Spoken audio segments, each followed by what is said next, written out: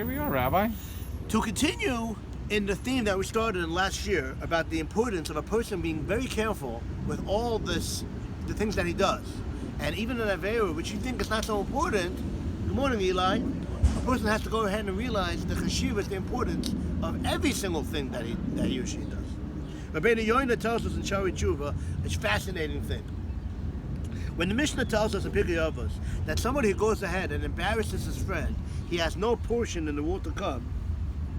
So Rabenu Yona asks the famous question, what do you mean? There are 3 cardinal sins. There are 3 averos that are so bad that a person has to give up his life rather than transgress these sins. Embarrassing your friend is not one of those things. You hear the question? Yes. Says Rabenu Yona, a person who goes ahead and embarrasses his friend in public, he doesn't put too much of a value to the sin. He's not makshiv. He's not marich. He doesn't say, I did such a terrible sin, what am I going to do? Well, what did I do? I didn't hit him, I didn't touch him, I didn't steal from him, I had nothing physical with him. I said something not nice, okay? So you know what such a person does? He doesn't do tshuva on such a sin because he doesn't realize the cheshivas of that he did anything wrong. What did I do? I used my mouth. Okay, fine, I'm sorry. I'll say some tehillim and then I'll make up for what I used with my mouth. It doesn't work like that, buddy.